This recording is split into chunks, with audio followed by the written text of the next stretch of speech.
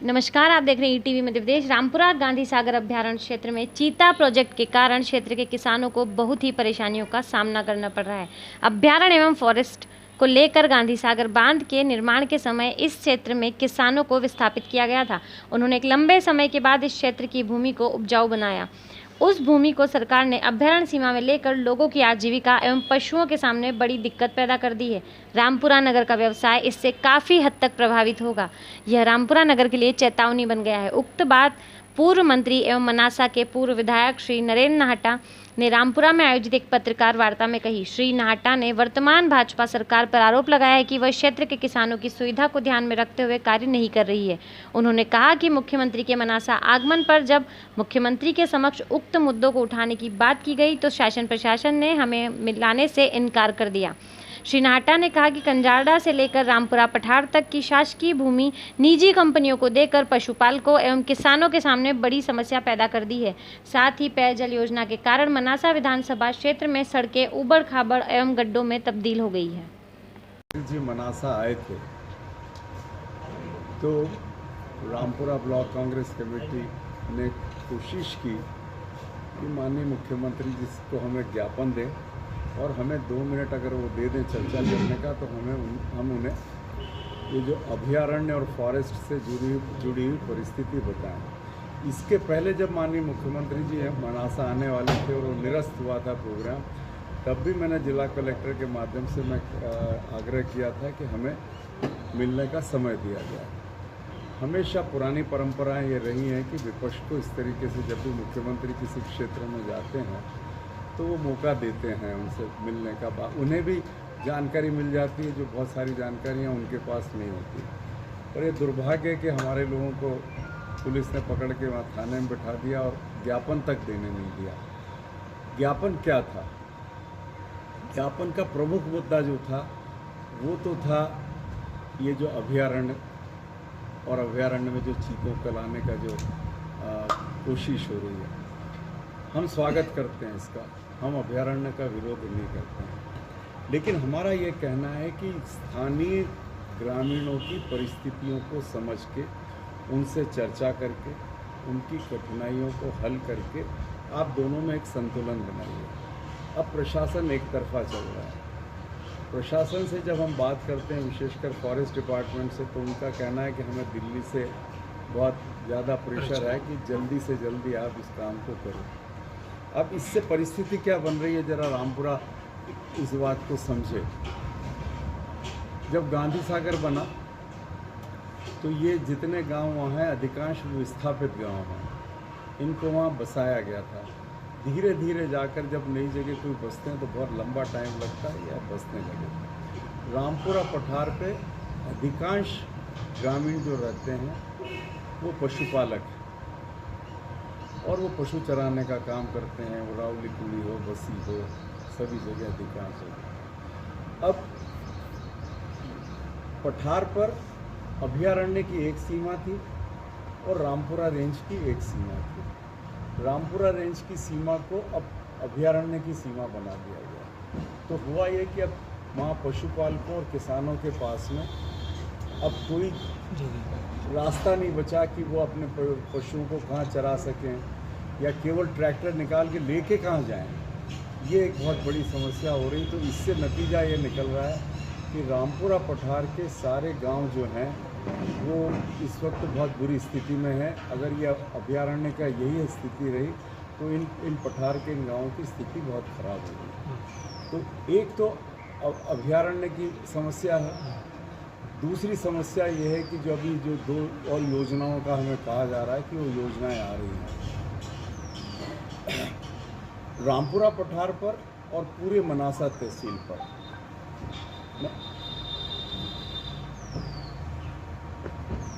जो 50-50 अतिक्रामक है, मैं बिल्कुल इनकार नहीं करता। दो तरह के पक्ष हैं। एक जिनको फॉरेस्ट में विस्थापित थे तो ज़मीन दी थी, फॉरेस्ट में दी थी, सरकार ने दी थी, और कुछ लोगों ने सरकारी ज़मीन पे अतिक्रमण किया हुआ था। इसमें खीमला भी है, गूगल खेड़ा भी है, इस तरह का। अब 40 साल 50 साल से वो ज़मीन पे काबिज है। कानून भी ये कहता है कि ये एडवर्स पोजीशन अगर होता है तो वो मालिक हो सकते हैं। सरकार ने अपने रिकॉर्ड में देखा, ये कंजाड़ा से लगा के रामपुरा तक की स्थिति है कि कौन सी शासकीय भूमि है और वो सब कंपनियों को अलॉट कर दी। तो जब ये कंपनियों को वो ज़मीन भी चली गई जो किसानों ने विकसित की थी, वहाँ सिंचाई के साधन बनाए, अपने मकान बनाए, वो सब जा चुके हैं। जो वहाँ पे जो पीने के पानी के स्रोत थे और सिंचाई के साधन थे, तालाब वगैरह थे, बसी की बावड़ी का तालाब, वो भी सब अब फॉरेस्ट में चले गए। जो तीसरी बड़ी बात है वो ये है कि कुआखेड़ा के रास्ते से रामपुरा में आने वाला ग्राहक वो राजस्थान से आता था और जाता था, वो रास्ता भी अब बंद हो गया। तो रामपुरा पठार बर्बादी की स्थिति में है और रामपुरा शहर जिसने गांधी सागर के लिए बहुत बड़ा त्याग किया है वो फिर स्थिति में आ जाएगा, क्योंकि इधर पठार है, जंगल है, इधर पानी है, उसके और उधर ऊपर का जो क्षेत्र था उससे ही काम होता था, तो वो भी अब आप समाप्त कर रहे हो। तो ये रामपुरा के शहर के लिए भी चेतावनी है और रामपुरा पठार के लिए भी चेतावनी है। जो रामपुरा शहर धीरे धीरे अब वापस गांधी सागर से की जो समस्याएं थी उनसे अब धीरे धीरे निकल रहा था, वापस अब रामपुरा शहर जो बर्बादी की स्थिति में है। न वहाँ किसान बचेगा, न वहाँ खेती बचेगी, तो रामपुरा का व्यापार लगभग समाप्त की स्थिति में। ये इतनी गंभीर समस्या है कि जिस पर हम मुख्यमंत्री जी का ध्यान आकर्षित करना चाहते थे, लेकिन दुर्भाग्य से हमें मौका नहीं मिला। और मैंने मुख्यमंत्री जी को पत्र भी लिखा है और मैं आपके माध्यम से कहना चाहता हूँ कि पूरा मनासा तहसील का लगभग 1/3 हिस्सा आप आर्थिक रूप से बर्बाद कर रहे हैं। तो इस पर चिंतन करें, अभयारण्य लाएं, लेकिन स्थानीय पशुपालकों की स्थिति का भी को भी ध्यान में रखें। रामपुरा शहर की परिस्थितियों का ध्यान में रखें, क्योंकि बहुत बड़ा ग्राहकों का वर्ग और व्यापार का जो वो है वो हमें राजस्थान के सीमावर्ती गांव से मिलता है। और ये रामपुरा के व्यापारियों का कहना है कि हमें जितना स्थानीय व्यापार मिलता है उससे ज़्यादा हमें आजकल रामपुरा का राजस्थान का व्यापार मिलता है। ये पूरा रास्ता आप बंद कर रहे हैं। तो ये इतनी गंभीर समस्या है कि आने वाले समय में मनासा विधानसभा क्षेत्र का 1/3 हिस्सा लगभग आर्थिक रूप से बर्बादी की कगार पर है। ये हमारा पहला मुद्दा था जो हम उनको कहना चाहते हैं। हमारा दूसरा मुद्दा था चीज़ों की आवश्यकता है। रामपुरा का व्यापार को, रामपुरा की मंडी को विकास करने के लिए आवश्यकता है। आपने लगभग 14 करोड़ रुपया रिंग वॉल में की हाइट बढ़ाने में लगाया। जिस तरीके से वो लगाया गया पैसा और जिस प्रयोजन के लिए पैसा लगाया, वो 14 करोड़ रुपया जनधन लगभग व्यर्थ गया है।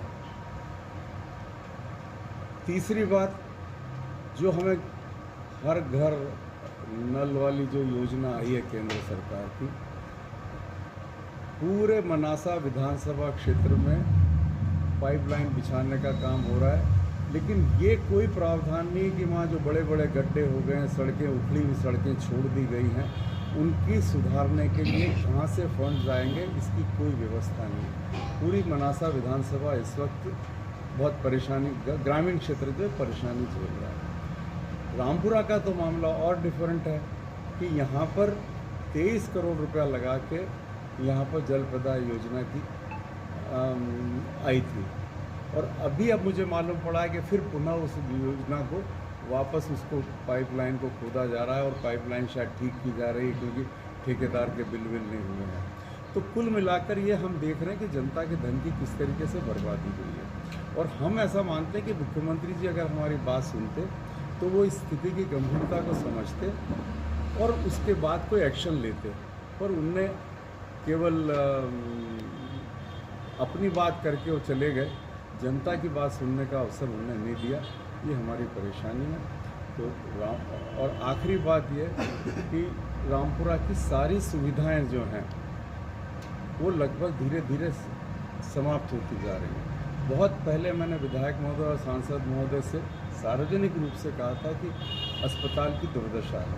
वहाँ तो बहुत सारे डॉक्टर हैं रामपुरा में, टुकड़ेश्वर में, अब वो कितने सही थे और कितना मैं सही था इसका आकलन आप करें। अस्पताल की स्थिति हमारी बहुत अच्छी है। कॉलेज की स्थिति ये है कि पद के सहित प्रोफेसर यहाँ से ट्रांसफ़र कर दिया। तो शिक्षा और स्वास्थ्य ये भी दो चीज़ें हमारे हाथ से जा रही हैं। और कुल मिलाकर अभयारण्य के बाद में चीतों को आने के बाद में रामपुरा शहर और रामपुरा पठार बहुत खराब स्थिति है। ये कुल मिला।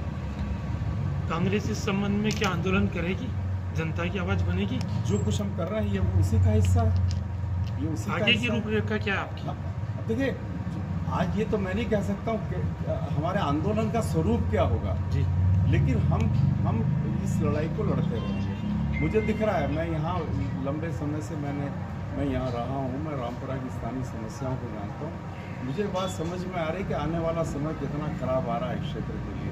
तो ये तय बात है कि हम कुछ न कुछ करेंगे। क्या करेंगे ये उसका आंदोलन का स्वरूप आज कहना मुश्किल है, लेकिन हम करेंगे। सर पिछले आज की परिस्थिति यह है कि जब देश आज़ाद हुआ उसके बाद से इस रामपुरा शहर की आबादी हमेशा घटती आई है। आप भी यहाँ पे 10 वर्ष कैबिनेट मंत्री रहे, आपने क्या विकास के कार्य किए रामपुरा के लिए?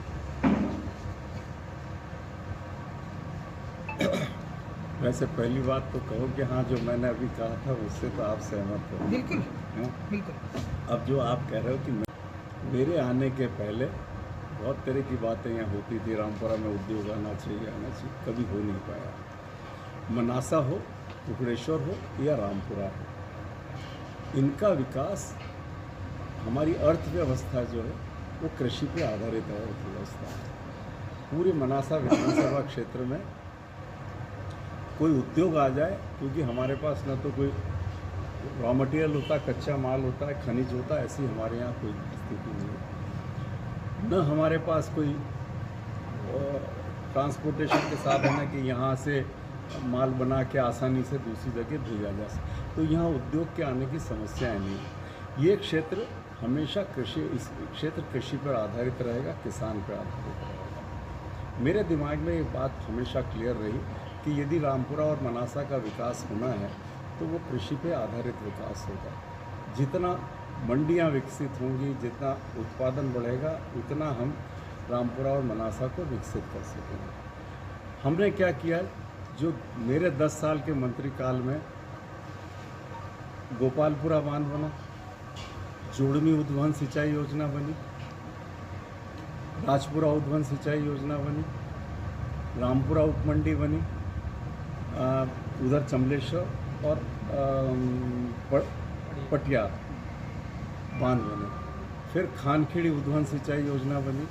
तो इतनी उद्वहन सिंचाई योजना है, और ये सब जो कुछ हुआ, ये जो रामपुरा का हिस्सा था, आज भी आप मानो कि गोपालपुरा बांध की वजह से रामपुरा की व्यापार में थोड़ा बहुत जितना भी है परिवर्तन आया। यदि हमने मंडी की व्यवस्था ठीक की होती, ये फ़र्क है जो मनासा में और रामपुरा में हुआ। मनासा में मैं मंडी जहाँ करके गया था वहीं रही, लेकिन तब तक इतना हो चुका था कि मनासा मंडी के आधार पर आज मनासा का व्यापार चलता है। हमने यहाँ उपमंडी बनाई थी, उसके बाद यहाँ का विकास कैसा हुआ मंडी का, ये आपको है। तो मेरा यही कहना है कि रामपुरा का विकास आसपास के क्षेत्रों की खेती की व्यवस्था से ही होगा, और वही मैं कर रहा था। मेरा तो जो कंसेप्ट था वो बहुत क्लियर है कि मैंने चारों तरफ से ये करने की कोशिश की थी, और मैं जितना मैं कर सका मैंने किया। मेरे जाने के बाद जहाँ मैं छोड़कर गया, जो गोपालपुरा की नहर थी वो आज भी वहीं है, वो आगे नहीं बढ़ी। तो दिक्कत ये नहीं है मित्र कि मैंने क्या किया था, दिक्कत ये है कि जो मैं शुरुआत की थी उसको आगे बढ़ाने वाला कोई नहीं मिला। शिक्षा का था तो मैं सबसे पहले तो एमएलए बनते ही नवोदय, या सबसे पहला नवोदय रामपुरा में आया। रामपुरा में मेरे टाइम में कोई प्रोफेसर पद के साथ जा नहीं सका, कोई प्रोफेसर नहीं जा सका, कितने ही मेरे मिलने वाले हों, लेकिन मैंने ये कभी नहीं किया। रामपुरा की कॉलेज की जन भागीदारी समिति को मैं व्यक्तिगत तौर पे बैठ के और मैं देखता था। अस्पताल की जन भागीदारी समिति, रोगी कल्याण समिति की मीटिंगों में व्यक्तिगत बैठता था। लेडी डॉक्टर मेरे टाइम में हमेशा रही, आज है क्या? मैंने किसी डॉक्टर को यहाँ से जाने नहीं दिया।